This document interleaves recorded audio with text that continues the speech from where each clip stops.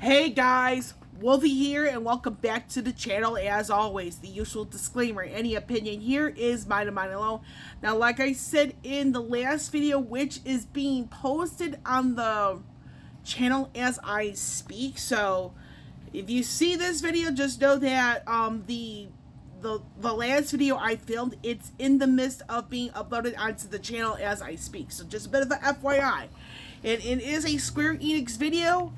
And this is going to be one of those topics within. So, as you guys have noticed regarding Square Enix stuff lately, they'll be doing some concert tours across the country at the bare minimum, along with something going on like later on this year in various cities. That I'm not going to go into that in any detail because we all know, for reasons, so to speak. But anyway, I want to go into like other items within, and this is going to be one of those topics. And you guys will see stuff here. It's like Magic, the Gathering, and Final Fantasy. Yes, Square Enix is very much partnering up with the people behind Magic, the Gathering, for cards that are tied to Magic Gathering, the game. I don't really have much of an idea how to play it. However, you see here, this is some of their folders, which includes Sephiroth and Cloud from the Final Fantasy VII franchise. I'm going to be right back, and you'll see why. And here is the reason why. So, like I said, Magic the Gathering, the card game, and Final Fantasy / Square Enix, they're teaming up for this. Now, there are varying covers you see here. You guys are wondering, these eyeglasses are my new prescription, for the record. I got these, I want to say maybe last week, or maybe the week before.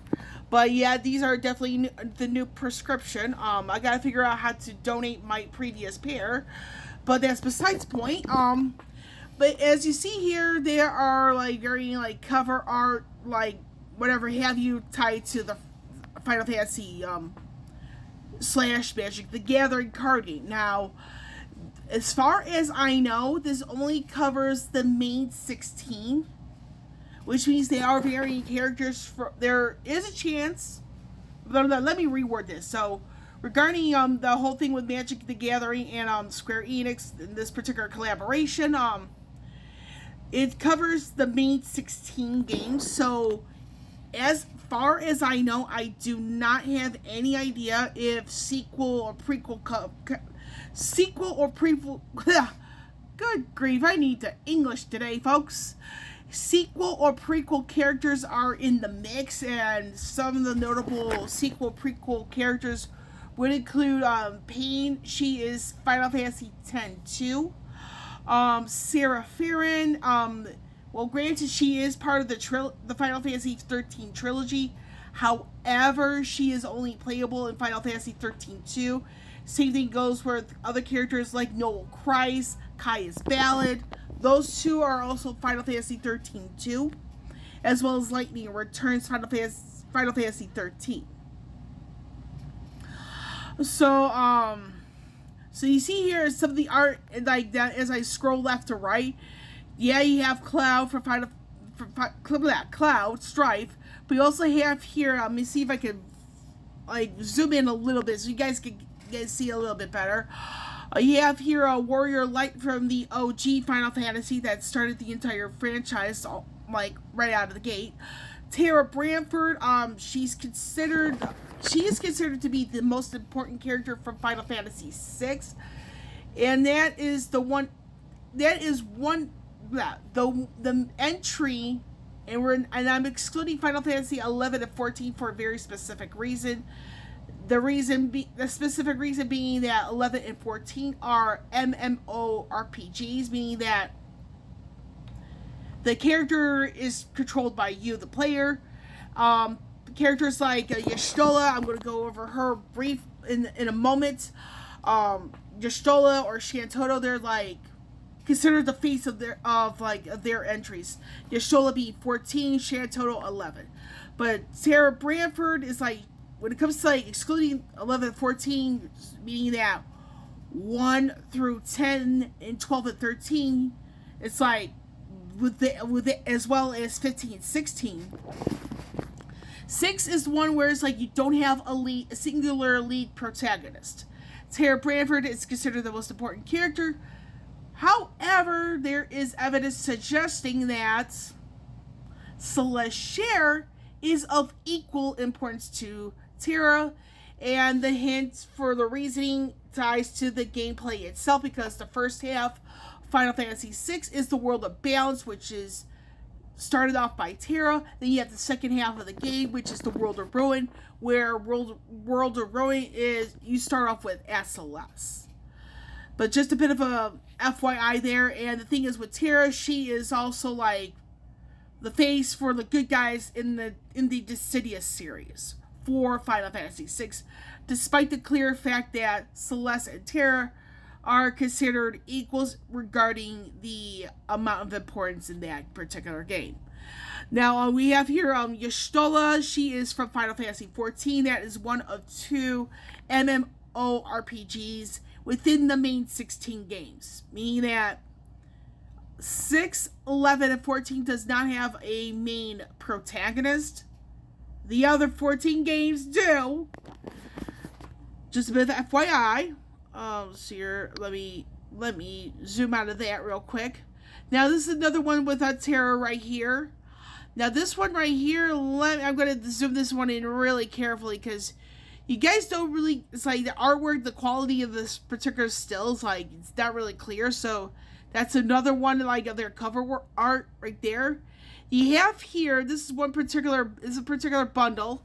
This is a Sephiroth, which is the antagonist from the Final Fantasy VII franchise. And then you have the amazing Claire Lightning Farron, who is the protagonist in the Final Fantasy XIII trilogy. Now, and the thing is with Final Fantasy XIII, regarding the trilogy, fun fact, it is the only entry in all 16 main games, and I'm excluding sequels and prequels, folks. So, let me rephrase it. So, excluding sequels and prequels, regarding the main 16 games, Lightning is the only female lead in that entire, like, line. Which is either, and you guys have guessed, it's either a male character being the protagonist, or there isn't a, main protagonist at all. So we have another here of Lightning and Sephiroth. Let's see here. Let me scroll down here. And this is the starter kit right here. They have Cloud and Sephiroth. And I think I saw something here real quick. Now you have these packs here. These are what's considered the Commander Pack. You have here, I'm going to zoom in further. You may not get a good quality of the photos, but I just want to, some degree of emphasis. So you have here on the top left is Y'shtola. She is like the face of Final Fantasy XIV, which I believe they went through released another expansion not too long ago. You have here on the lower left, let me grab my water. You have here Tara Branford. She is Final Fantasy VI. Now you have here on the top right, that is Tidus from Final Fantasy X. And you also have here on the lower right, Cloud from Final Fantasy VII. Now, that's Tara Branford once again. I think I saw something. Here we go. Now, this is a collector booster. And this is the antagonist from Final Fantasy VI, Kefka Palazzo. Don't ask how I was able to pronounce that correctly. But yes, we have here a booster set with him on the cover. And regarding Final Fantasy VI, it says to like protagonist, antagonist, main character, blah, blah, blah. I mean, it's just too tough of a call for me to make who I consider to be the main. Although it is evident that Tara and Celeste are considered the most important on equal terms in their own right. And I say that because you know less about Celeste than you do Tara. So anyway, so this is pretty much the overall gist on the whole thing with Magic, the Gathering, and Final Fantasy. This is another shot of Warrior Light, Tara, Cloud, and Y'shtola. Some people refer to Y'shtola as Y'shtola, same thing in my personal opinion. So you have all this stuff here. So I'm actually going to pause this video, and when I come back, I'm going to be doing some typing as you see it live. Now for this particular segment of the video, I'm going to go into certain things that some of you may have recognized in recent times. And as I especially put emphasis here on the mobile gaming aspect. Now you'll see what I'm going to give you guys a bit of like a lead into here. And that is for those of you who have played Final Fantasy Brave Exvius, is the main game. It was around late last year that FFBE went from global and JP to JP only. So for this section, I'm going to go into a branch of that franchise, and that is War of the Visions.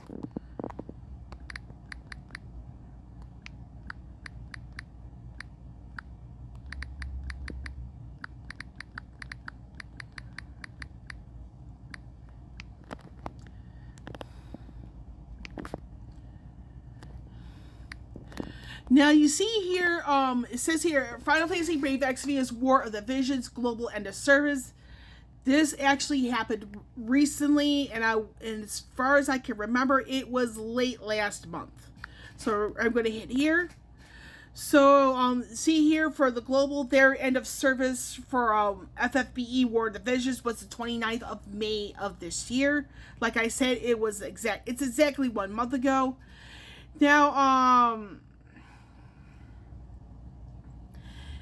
in a way, this is one of those things where I think I kind of saw this coming, but it does raise some questions on the direction of Square Enix. I say this because it's like if Square Enix is putting like varying amount of games in the sense of mobile gacha into the global market that for some reason they pull out, and this is the latest example, is the global market really meant for anything from Square Enix? And it's something I personally have to question. Because you have Final Fantasy Record Keeper, that used to be global in JP, now it's just JP. Final Fantasy Brave Exvius, the core game, that one used to be JP and global, now that's just JP. Now you have War of the Visions, it's again global and JP initially, now just JP. Now you have Mobius Final Fantasy and the City of Final Fantasy Opera Omnia, that's completely out of service. And one has to wonder, is Square Enix like in some type of trouble financially? Now a bit of a hint where I think like for an answer on there, if there is any, is that you have to remember there's the Magic the Gathering, that collaboration with Square Enix regarding the Final Fantasy franchise. Now we have to look into another video game franchise, and it's from Bandai Namco. And if you guys are thinking what I'm thinking, yes, I am talking about Tekken. And again, it's Bandai Namco, is a different video game company. Now the reason why I bring up Tekken is because you look at Tekken 7 and Tekken 8, those two games have a Final Fantasy character in it. For Final Fantasy 7, it's Noctis from Final Fantasy 15. Then in Tekken 8, and this is as far as I know, I could be very wrong on this, you have a character by the name of Clive. He is the main character for Final Fantasy 16. Now, speaking of Final Fantasy 16, it is now available on Xbox. Which means I have a feeling that Square Enix is probably getting rid of that system exclusivity, in the sense of like time exclusivity, where it's like one platform has it for a while, then the other platforms get it later on. And something tells me that Square Enix could very well be thinking about, should we get rid of this time exclusivity with PlayStation? Because you have to remember, when it comes to varying Final Fantasy entries, you'd be an idiot if PlayStation did not get it first. Which is what's been happening for Final Fantasy 15 and now Final Fantasy 16. PlayStation got their hands on it first. Then it's like the other platforms followed suit. Although Final Fantasy 15 has their own fair share of controversies. Now, with all this information, and then you have the string of controversies tied to Square Enix since around 2018, one has to wonder, is Square Enix okay? Now, before I get into that part, I'm going to do another type in here regarding any Square Enix mobile gadget games that's still available on global. So we have here Final Fantasy 15 War of a New Empire, which is like the notable one that we remember, is no longer available. And that's another one that went out of service. Just a bit of FYI. Now, it seems like the only thing remaining for Square Enix regarding mobile gadget games on the global side, on top of JP, not just JP or completely gone from both platforms, it is Final Fantasy VII Ever Crisis. Now, this is pretty much here, all the gist. And this is the ratings at this moment in time on Google. This is from my thingamajig. So, yeah. So it's 4.0, so it looks like there's some issues going on with this particular game.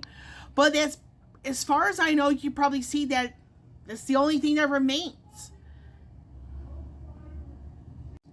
Now, with all that information, where it's like you only have one mobile gadget game on the global side remaining, to, as far as I know, and you have Square Enix putting more and more of their figurative eggs into Final Fantasy VII, Final Fantasy XIV, I don't think Square Enix is in a good shape. It's in good.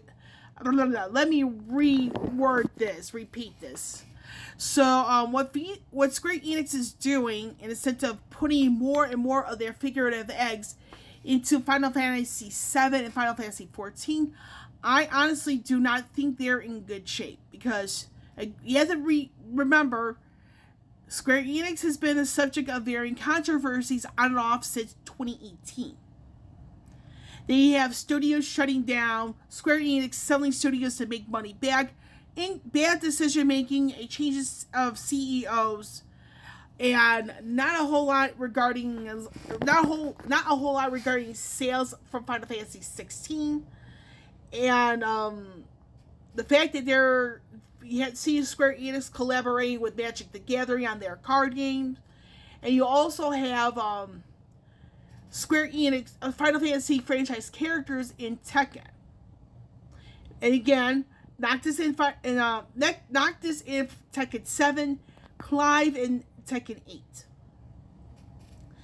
Now, with these type of collaborations, yes, bringing some awareness to Square Enix, but I honestly feel it is too little too late. And unless Square Enix really gets back to what games of the old did best, and that's making video games that are as complete as possible with as few bugs as possible, it's like that's what's going to get people wanting to play. And unfortunately, it's probably going to take something drastic for them to see that. So on that note, I'm done with this video. And before I sign off, like I said, this is going to be the last video on my current device, which is the Samsung Galaxy S22. I am upgrading to the Samsung Galaxy S25. It should be tomorrow. I need some time tomorrow to make sure I have as much transferred on the new device as possible. So I do not know when I'm going to be able to post next, but definitely won't be before I have my new device in my possession and everything that I want transferred into the new device there. So, but the potential for the next video is probably going to be my first impressions on the new device itself. So on that, I'm done with this video. With Wolvie here, signing off. I will catch you all on the flip side.